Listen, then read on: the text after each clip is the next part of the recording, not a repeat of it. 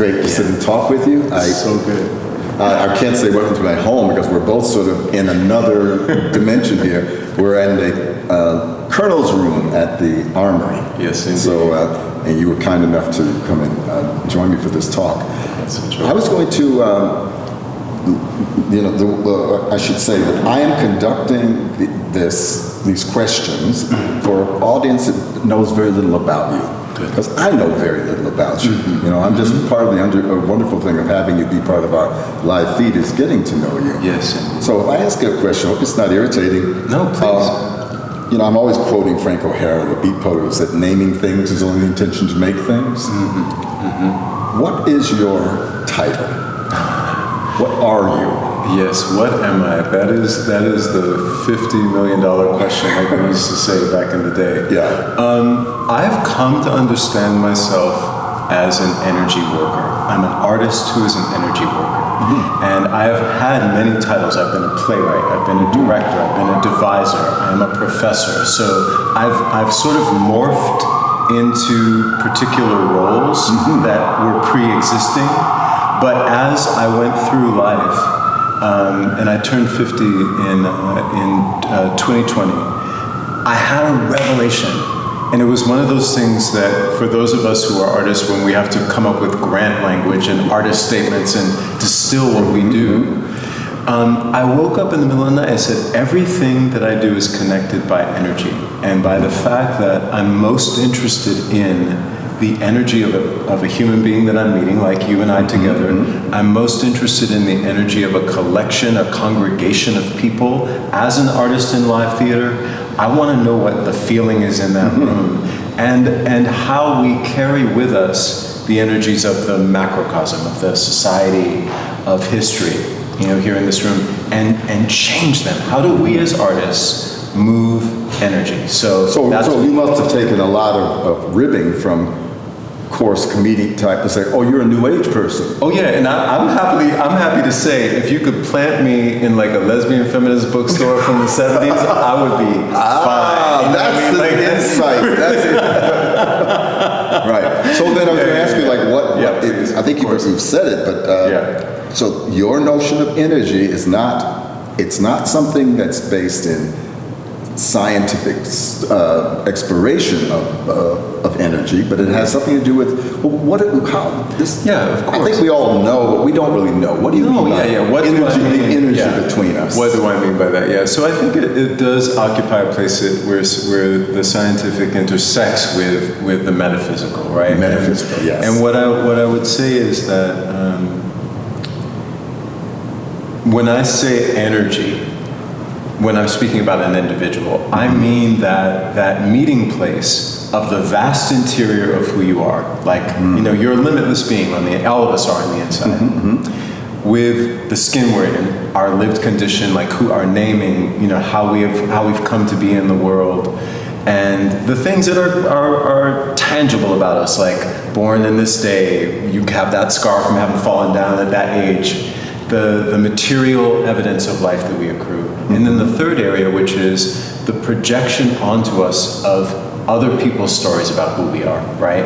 And so when you bring all three of those perceptions together, there's a way that we carry all of them in any interaction. And to me, the energy is that animating force that binds them, but also lets me see how they operate. So, for example, I can watch, like even coming here today on the train, I can watch, a black woman of a certain generation sitting on the train, and I know in her body, I understand where church was. I understand where protocols were in terms of her upbringing. I understand a certain thing about dignity that she's carrying. I understand a certain thing about the armor that she walks with. So that, to me, is conveyed by the way the energy moves around her. So part of it is I'm scrutinizing someone, in the way that all of us do as artists to try to read the body, read the codes, read the signs. What I mean is that it's an experiential thing. It's about embodiment, and it's about how we carry ourselves in the world, and thereby carry that interior, carry the lived history, and carry our response to the stories people tell about us. So eloquent. Now, but you make theater. I do.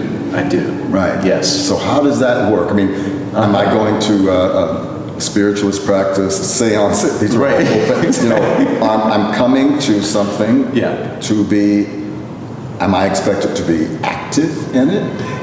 Yes, you are. So I can't just come in, you're a wonderful singer, you know how to work costumes and all that. So are you going to entertain me? Or? Yeah, all of the above. And so what I do, and I'd say in the majority of my work in like the last decade, because Joe Mama's been at the prow of the ship for that time, right?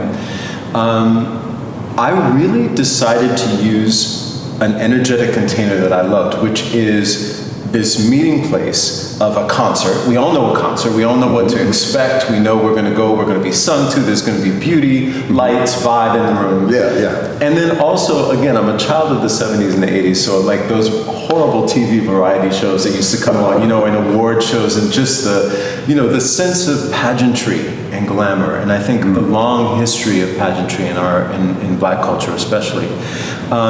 So I definitely say when you come to see something that I've made, there's going to be a joyful explosion of some kind of energy in that room. My hope is that it be a pleasurable experience for you, because I do believe beauty is the thing that unlocks us. You know, it is sometimes obviously manipulated to bad ends by people, but I trust in our heart's capacity to respond to something that is clear and beautiful. So I want to give you that. But inside of that, I like to tuck a ritual, tuck a ceremony, tuck these rites into the form that we think we know. And I agree to that by buying the ticket. Yes, I agree you're going to be doing some tucking of a ritual. You know, I don't know. I'm agreeing to it. You're agreeing to it, you know. And what I will say is I am not the performer, or I should say Joe Mama is not the performer who will seek to expose you as an audience member.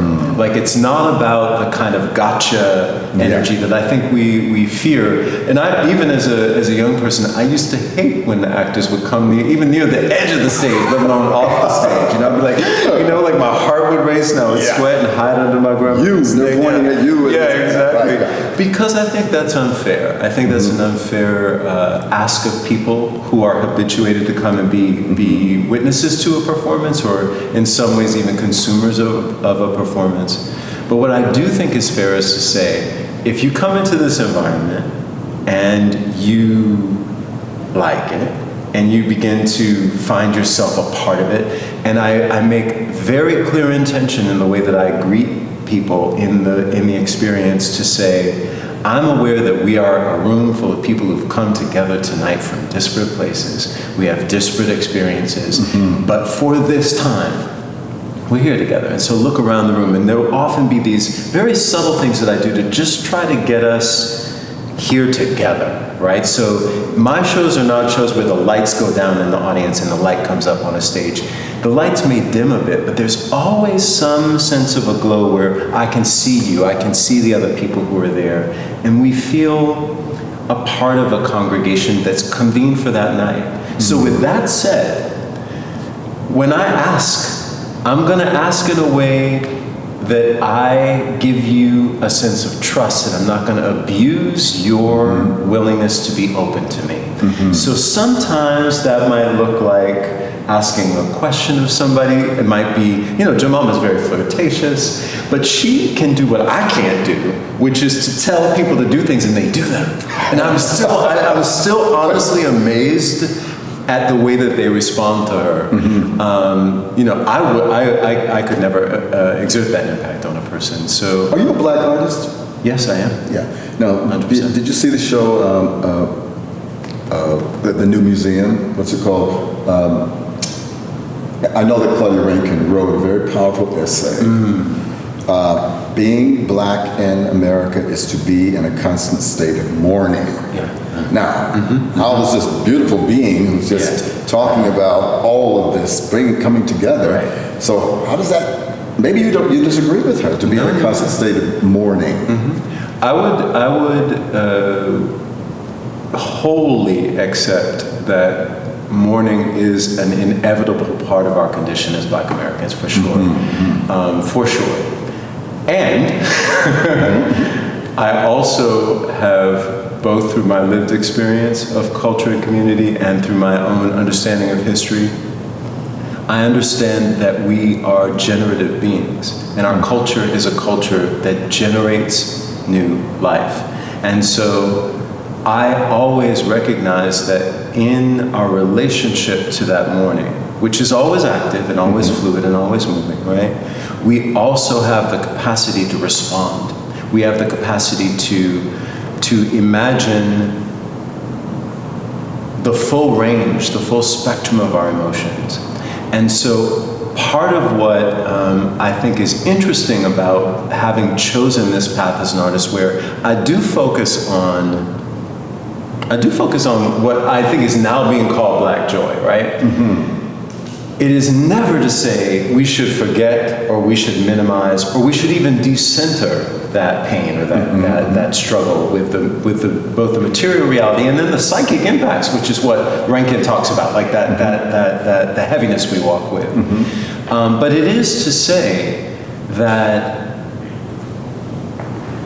you know, one of my favorite stories about the word joy is one of my dear friends had a little sister named Perla. I love Perla. And Perla, we used to joke, she was like, as a little girl, was like an old church lady, because she even carried a little purse she had on flat, you know, she would make these little pronouncements, you know, that would get passed around my network of friends. And one day she woke up and she said at the top of her lungs, "Ain't nobody gonna steal my joy." Wow. And I felt that was appropriate. And so what I hope is to remind all of us that in the midst of what, at least in my lifetime, has been the most volatile and dispiriting period of history in this country, and that's saying something given what we all consider, right, you know, that we, bless you, that we still have agency. And that if we move not only in reaction to the social, political, and cultural circumstances we face, but out of our desire, and that desire is linked toward a will toward life, toward a kind of expressive state of being, then we make a kind of dynamism in a space where something is possible. How are you feeling about the planet right now? The planet is in deep trouble. You got what? This is a question when Tracy K. Smith and Claudia Rankin did a talk with me. That was a question. Was a very big question. Someone asked the audience, "How are you feeling about the future?" Yeah. How am I feeling about the future? So I will say, I'm going to quote Toni Morrison's Nobel speech and say it's in our hands, which is why I feel like I don't have any way to directly impact the destiny of the earth because of what's been done at such a large scale for so long. But what I do have the capacity to do is to invite the people that I connect with to be present to it. And if we're genuinely present to it, and in my previous piece, Blacklight, Jomama talks a lot about the idea of being a witness, right? And she talks specifically in the opening of the piece about what it means to witness in the Black American tradition, right? Which she's made the distinction. She said, like, I can witness a crime, like somebody snatching your purse on the corner there, that kind of witness. I can be a witness for a wedding. Or I can be a witness where what I see becomes my responsibility to some degree. And so for me, in response to your question, I say, well, how can I open up the capacity to feel that deep, deep grief for our planet, the capacity to reckon with those choices that we have made as individuals, or even if we've been acculturated by the society. You know, I didn't choose to use plastic bags. I was born into a society where plastic was everywhere, right? And so, but what does it mean for me to make a choice to say, I'm going to divest from that particular behavior? And people say, well, it's not going to make a difference. It's not going to necessarily make a difference in what goes in the landfill in the next 10 years. Well, now that we've gone planetary, it seems like a perfect way into the project. I love it. So maybe you want to give us, this is called altar. This is not altar one. This is This is altar one. altar one. Yeah, Aten. A-T-E-N. So could you give me a brief? You've been very generous with your description and the depth of your conceptual and spiritual relationship to your work. Just how did you get to the altars? And then how do we get to this one in particular, which is now multi-dimensional. Multi-dimensional, multi-genre too, which, for me as an artist is really exciting because, and I think I mentioned to you when we had our beautiful conversation in the lobby there that I so vividly remember being a teenager and seeing Alive from Off Center, and I saw you and Arnie Zane do a beautiful duet, and I remember being so struck as a young person. I was like, that's possible. Like it was not only in terms of the art itself, like what you all were doing, which my memories, I just remember you like leaping and kind of repelling off one another and making these incredible kind of shapes in the room. Contact improvisation. Improv. Sandlot gymnastics. I love it. Yeah. It was just spectacular, and I can close my eyes and still see it. But also the sense of who you were as beings. I'm coming back to the sense of energy, the sovereignty, the beauty, and for a young queer person, a black person, to look and see that, I was like, there's a symbolic weight that you had that was beyond your own identities. It spoke and it made possibility. So that example is my way into talking about the altars. That what I'm hoping to do with all of my work is to invite people to dream beyond the boundaries of what we now know. And the twin... Worship or dream? Worship or dream? Worship or dream. To dream beyond, and yet they're called altars. Yeah, they are called altars. But Kleenex, I'm sorry. Oh no, take your time. That's a good question too. See, that's a good one. Okay, I will say this. When I think about altar, I am mainly informed by my beloved friends who practice some form or another of Yoruba-based cosmology. So the altar in that system is a temporary structure that is there to invite the presence of the divine. In this particular case, to invite a particular Orisha for ceremony. And then when it's done, that altar can be moved away. Now there are some that are more permanent, like in your home or in a common space of gathering. But for me, it's not about worshiping the altar or worshiping the thing that the altar is dedicated to, but rather about welcoming the energy of that thing to you as the person who either constructs that altar or who participates in it. And so... Now, it helps if I really, once again, back to this question. There's an unspoken contract with Joe Mongo Jones or Daniel right now, and that is that you're going to suspend any skepticism you might have about what is there to be let in. I mean, does this work for people who are skeptical? For many people, no, it doesn't, and that to me is equally important because they are confronted with something that exists, has a sovereignty of its own, right? And their relationship to it, if they reject it, if they critique it, that actually teaches them something about their perspective on the unknown or on an experience that's radically different from theirs. And so when I was younger, I was concerned, will everybody get it? Will everybody like it? Now, I'm not so much. I'm more interested in am I being clear in what I'm offering? And so the altar was the twin to me of waking up and saying, oh, I'm an energy worker. Was saying, well, what am I making? And I realized more often than not, my pieces had some roots in assemblage, right? Like I would take these disparate elements and put them together. And I often felt, in all honesty, like were I to have come up in the realm of conceptual art, everybody would have understood what I was doing, right? Were I to have come up in the realm of like astral jazz or free jazz, everybody would have understood it. But in the American theater, it was difficult to posit this idea that you would be coming to have an experience that would demand that your imagination complete the experience as much as anything I would do.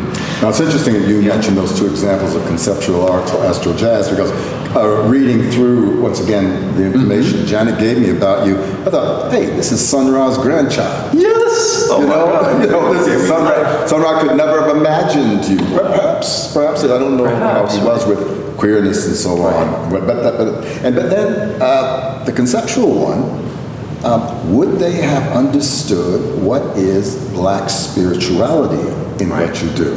That is a brilliant question, you know, because when I think about, you know, who influenced me conceptually, I think, you know, I certainly go back to someone like Yoko Ono, right? Like, because I loved her multi-platform, like her multidisciplinary approach to things, and I love the interactivity, and I love that she also was incredibly playful and a trickster, you know? And then I think about, you know, an artist like Betty Saar, right, who would make these assemblages, and that Would you consider her conceptual? I would consider the work she's doing now conceptual, because in some ways she's taken all of these objects and she's now kind of gathering them in ways at this point in her, you know, in later life, that I think are nodding toward the idea of a spiritual meets material aesthetic. So in exactly to your point, I don't know, because I find always that there's a continued default to Eurocentric standards of measurement, right? And ideas about form and ideas about composition. And for sure, what I'm doing, you know, it's hybrid place. It's where all of us are hybrid, right? To some degree. Where is that? I mean, the art world, or in general, the art world? I think in the art world, the fact of the matter is we're hybrid. You know, now people may claim certain lines of purity, right? But it's a place. It's heterogeneous ultimately, and so that may be part of my work as an artist is by claiming this terrain and by claiming these lineages together. Maybe this is the time where I stand and I say, I'm going to talk about the spirit. And I know that to do so, more often than not, immediately takes me off the table of being considered a serious artist, right? I'm aware of that. I'm well aware that there is a way I could talk about it that would protect me from that kind of scrutiny. But I can't do that. I have to talk about it.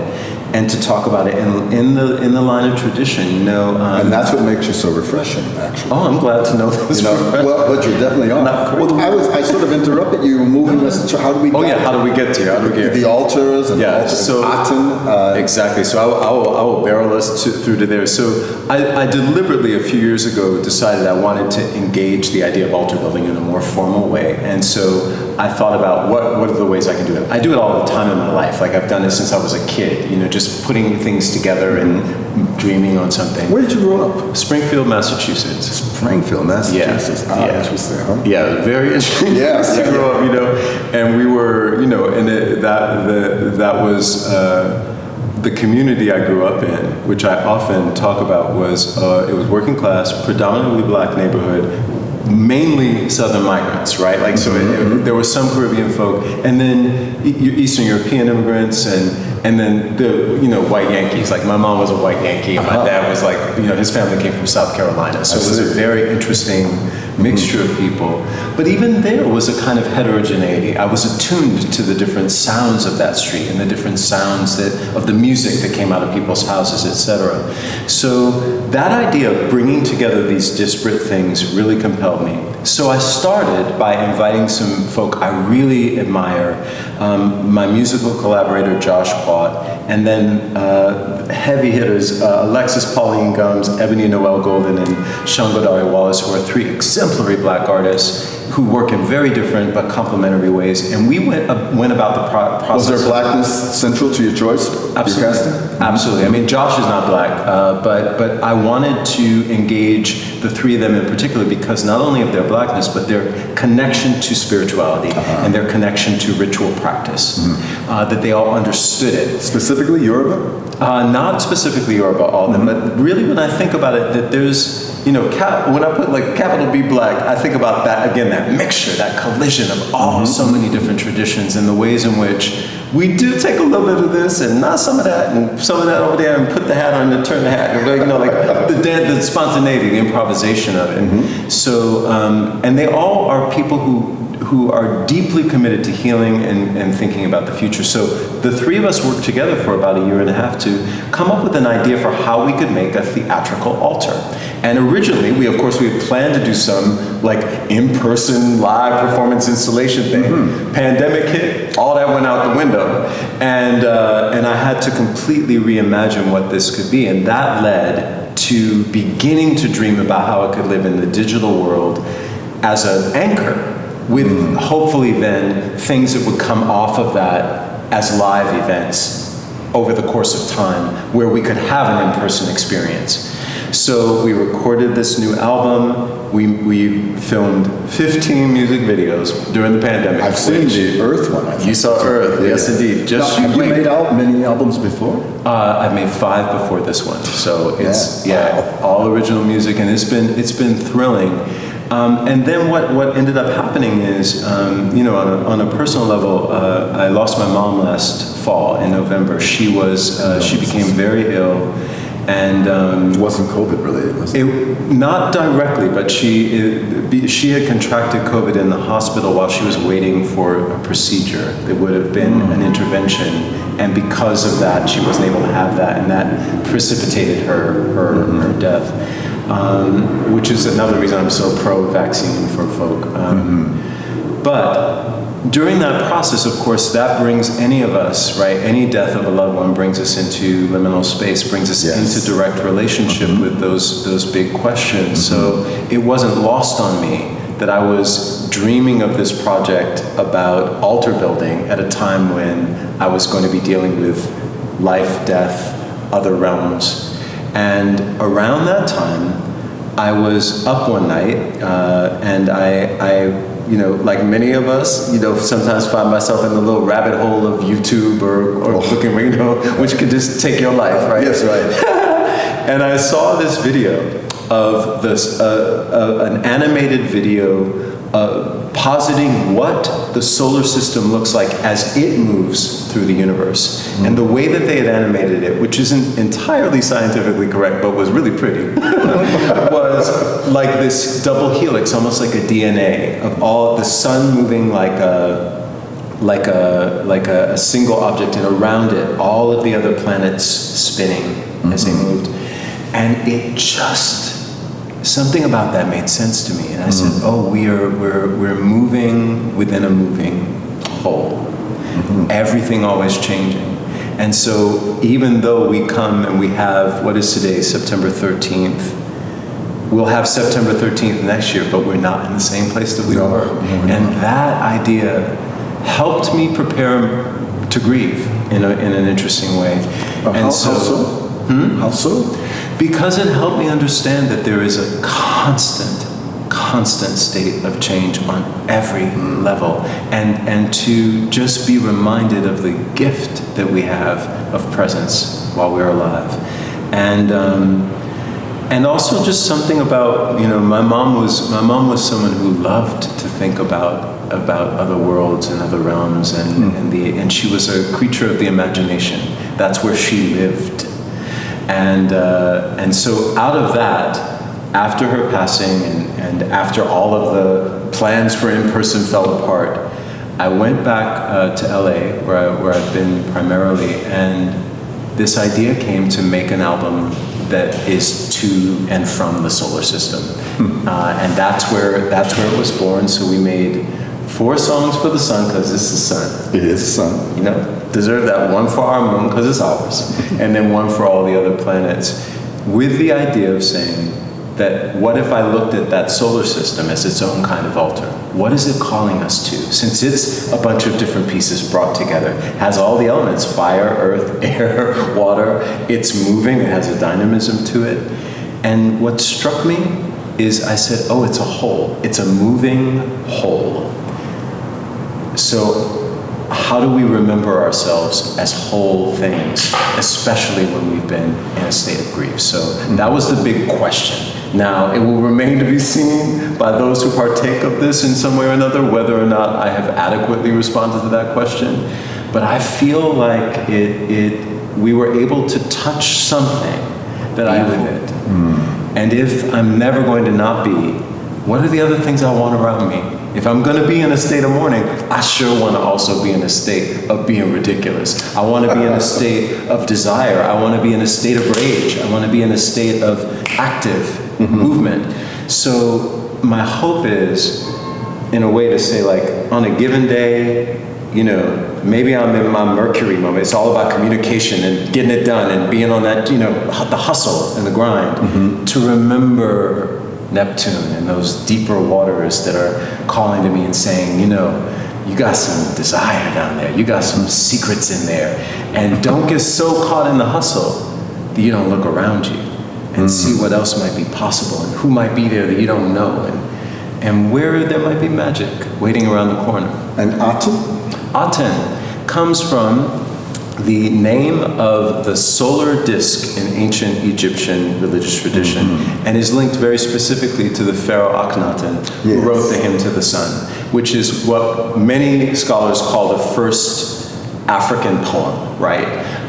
It's a stunning piece, and I've always, since little, been fascinated. Well, you call me the child of sunrise, which I'm thrilled with. But, you know. I said grandchild. Grandchild, I'm sorry. Grandchild. And my former beloved mentor, Lori Carlos, used to always make fun of sunrise. She'd be like, get that gold lame out of my face. You know what I mean? But I've always been drawn to ancient Egypt, and particularly to Akhenaten. And for those who might not know, Akhenaten was viewed as the heretic pharaoh, because what happened is that, as with any religious tradition, and this is a shorthand and the Egyptologist might come for me, but you know, it's sort of like we think about something like the church, and that the church, you know, to get to God, you now got to go through all of these intermediaries and pay this and be at this service and give tithe this and pay homage to whoever. And there's a hierarchy between you and the divine. And the same was true in the temples of ancient Egypt. And what possessed Akhenaten was this sense of seeing the sun, and that the rays came right to you. There's no impediment. And what would it mean to be in devotional relationship to the sun itself? And so change the entire religion to worship the sun. And move the entire capital into the interior Pharaoh, region. you can do that. We actually can. And created this temple at Tel El Amarna. And the temple, you would enter through this corridor. So you kind of go through this dark hallway, and you come into the main area, and there was no ceiling. So you could just access the sky, right?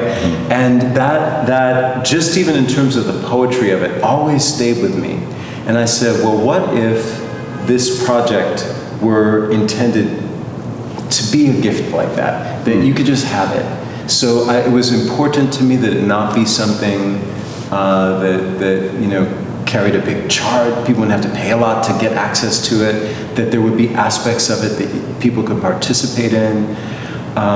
Because I want to remind us of what we have, you know, and that the answer is not through somebody else all the time. Just as we begin to wrap up, so once again, to get my mind or our listeners' mind around, it is there a performance? There will be many performances, but I would say, first off, the videos themselves are, I think of them as performances. Yes, right. But we are going to be having I wish there are 14? 15. 15.